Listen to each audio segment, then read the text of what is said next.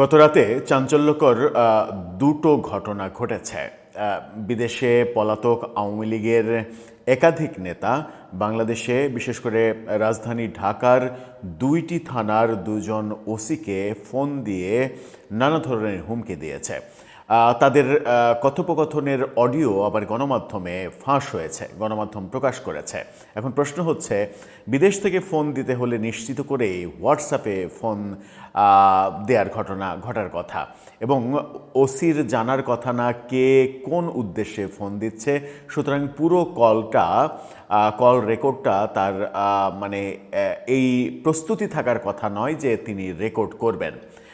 তাহলে এই call record কোথা থেকে আসলো গণমাধ্যমের হাতে? তাহলে কি ওই বিদেশে অবস্থানরত আওয়ামী লীগ নেতাই এই কল রেকর্ড গণমাধ্যমকে দিয়েছেন, কিংবা কোনো সোর্স, গণমাধ্যমের কোনো সোর্স তার কাছ থেকেই পেয়েছে?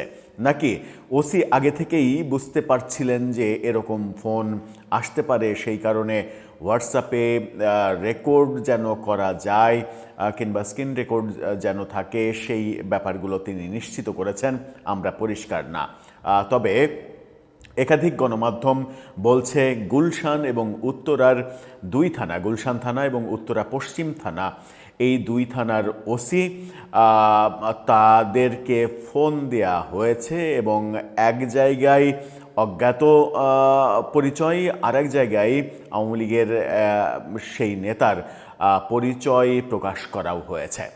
যে কথাগুলো ফোনে বলেছেন ওই আওয়ামী লীগ নেতা এবং পুলিশ অফিসার যে রিপ্লাইগুলো দিয়েছেন, সেগুলো খুবই ইন্টারেস্টিং যেমন তেমনি ভয়াবহ। আওয়ামী লীগের নেতারা যদি এই ধরনের কর্মকাণ্ড করতে থাকেন, তাহলে কিন্তু তাদের অবস্থান আরও বেশি বিতর্কিত হয়ে যাওয়ার সম্ভাবনা রয়েছে। চলুন কি কথোপকথন হলো সেগুলো ছোট্ট করে একটু বুঝে ওঠার চেষ্টা করি, এবং এটাও বুঝে ওঠার চেষ্টা করি পরিস্থিতি কোন দিকে গড়াতে পারে ভবিষ্যতে। থাকবেন পলিটিক্স টিভির নিয়মিত আয়োজনে।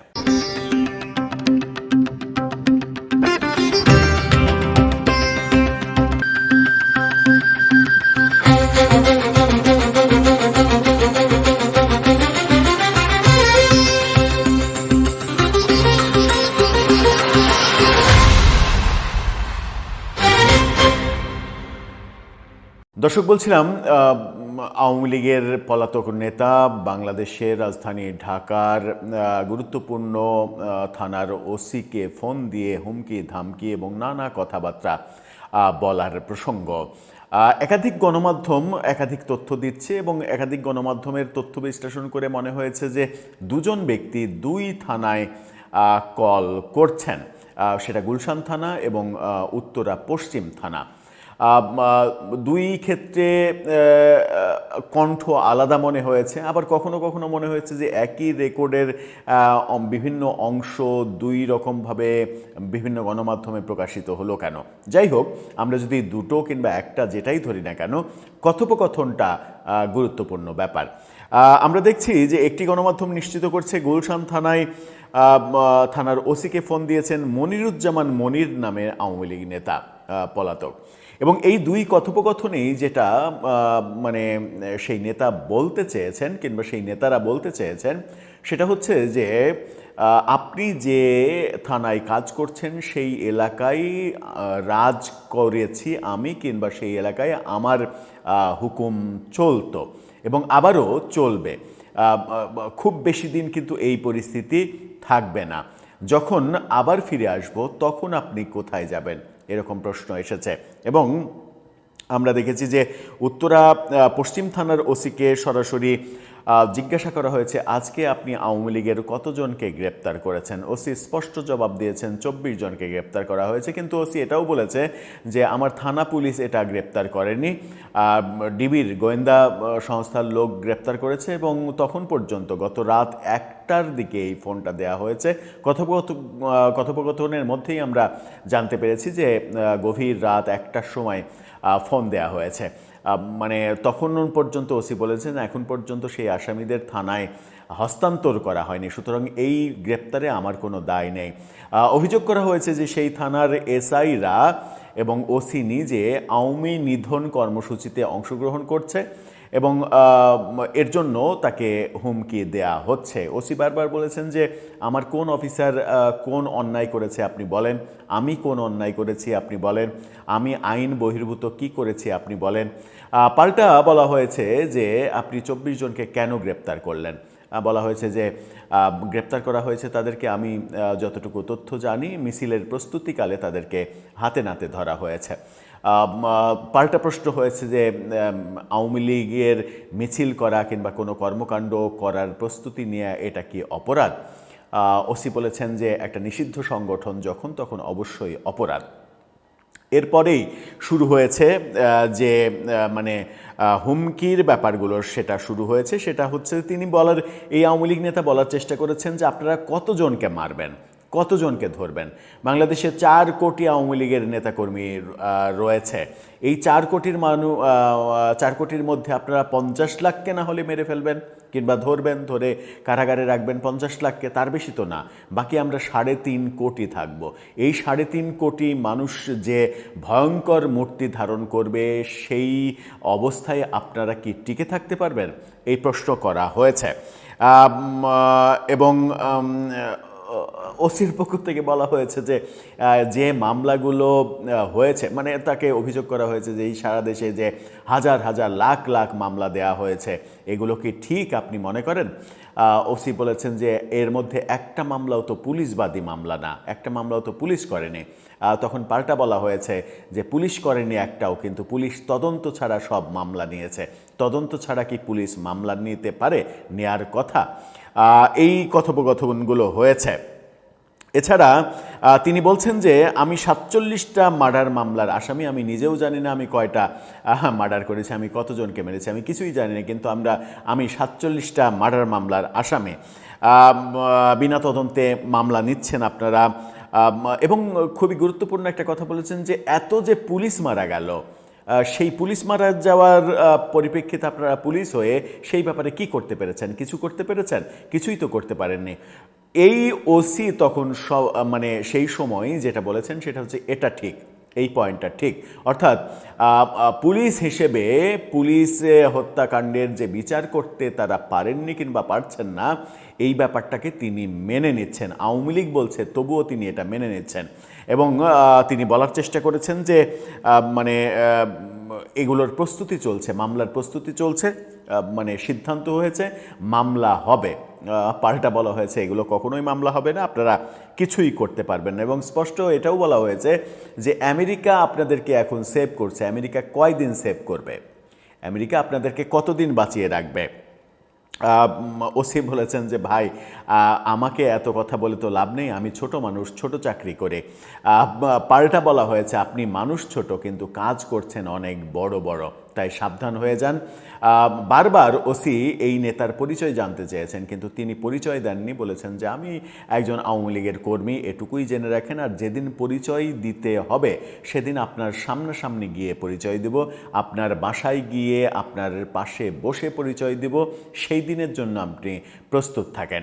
এবং তাকে এটাও হুমকি দেওয়া হয়েছে যে আপনারা যে কর্মকাণ্ড শুরু করেছেন, দিন বেশি দিন নেই পাল্টাতে, যেদিন আমাদের দিন আসবে সেদিন আপনারা 50 হাত মাটির নিচে পালিয়েও বাঁচতে পারবেন না। 50 হাত মাটির নিচ থেকে তুলে এনে আপনাদেরকে মারা হবে।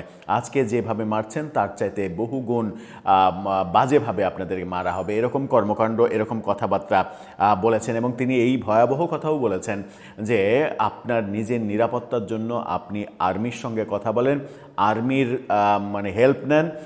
আগামী 2 মাসের মধ্যে আপনার সামনে হাজির হয়ে আমার পরিচয় যদি আমি আপনাকে জানাতে না পারি, তাহলে আমার বাবা আমাকে জন্ম দেননি, আমার বাবার জন্মই না আমি, এরকম বক্তব্যও দিয়েছেন। যাই হোক, মানে একপাক্ষিক উত্তেজিত কথাবার্তা হয়েছে। ওসি তার অবস্থান খুবই স্বাভাবিক ছিল এবং মনে হয়েছে যে খুবই ঠান্ডা মাথায় তিনি ব্যাপারটা ট্যাকেল করছেন। একজন উত্তেজিত হচ্ছে, তার মানে পাশাপাশি তিনিও উত্তেজিত হবেন এমনটা হয় না। তিনি বারবার বলেছেন যে আপনি একটা অভিযোগ দেন, নির্দিষ্ট অভিযোগ দেন যে এই কাজটা আমি ভুল করেছি, এই কাজটা আমি ঠিক করিনি, বেআইনি করেছি, আপনি তো একটাও, এতক্ষণ ধরে কথা বলছেন, একটাও তো আপনি স্পেসিফিক বলতে পারলেন না। মানে অযথা গল্প শুনিয়ে তো লাভ নেই। এই বক্তব্যগুলো ওসি সর্বোচ্চ লেভেলের কথা এটুকুই বলেছেন, প্রেশার ক্রিয়েট করার যে কথা। তাছাড়া ওসিকে খুবই নর্মাল মনে হয়েছে এবং একটা ব্যাপার খুবই স্পষ্ট হয়েছে যে পুলিশ হত্যাকাণ্ডের ব্যাপারে ওসির যে সম্মতি যে এটা ঠিক, এই একটা ব্যাপারে পরিষ্কার হয়েছে যে এখনও বাংলাদেশের পুলিশ বাহিনী যারা চাকরি করছেন, দায়িত্ব পালন করছেন, তারা কিন্তু এই পুলিশ হত্যাকাণ্ডের ব্যাপারগুলো মেনে নিতে পারেননি এবং তারা ভুলেও যাননি। আমার আলোচনার সাবজেক্ট সেটা না। আমার আলোচনার সাবজেক্ট হচ্ছে বিদেশে পালিয়ে থেকে আওয়ামী লীগের নেতারা যদি এই ধরনের কর্মকাণ্ড করেন তাহলে সেটা কি তাদের জন্য পজিটিভ কিছু হবে? হ্যাঁ, বলা যে হয়তো এরকম ভাবনা হতেই পারে যে এই অডিওগুলো যখন ছড়িয়ে পড়বে তখন অন্যান্য নেতা কর্মীরা সাহস পাবে যে এই তো আমাদের ভয়েস রেস হচ্ছে, এই তো আমাদের মানে সময় আসছে, আমরা খুব শীঘ্রই ফিরে আসব। কিন্তু এতে করে যেটা হবে সেটা হচ্ছে যে আপনি গুলশান থানার ওসিকে ফোন দিচ্ছেন কিংবা উত্তরা পশ্চিম থানার ওসিকে ফোন দিচ্ছেন, এই দুই থানার আওয়ামী লীগের নেতাকর্মী যারা আছেন তারা আবার নতুন করে বিপদে পড়তে শুরু করবেন এবং এটা সরকার যদি সিরিয়াসলি নেয় তাহলে সারা দেশেই আওয়ামী লীগের নেতাকর্মীদের ওপরে আর একটা বড় ঝড় বয়ে যাবে। বিদেশে থাকা, বিদেশে মোটামুটি নিরাপদে থাকা, নিশ্চিন্তে থাকা আওয়ামী লীগের নেতাকর্মীরা কি বুঝতে পারছেন যে দেশে যারা রয়েছে তাদেরকে বিপদে ফেলা হচ্ছে কিনা, তাদের এই ধরনের কর্মকাণ্ডের মাধ্যমে সেটা ভাবা উচিত? নাকি তারা মনে করছে যে এগুলো ঠিকই আছে? হ্যাঁ, তারা প্রচণ্ড ক্ষিপ্ত আছে, তাদের উপরে নির্যাতন হচ্ছে, সবই মানে সত্য, কিন্তু তার মানে এটা যে আমি প্রকাশ্যে হুমকি দেব?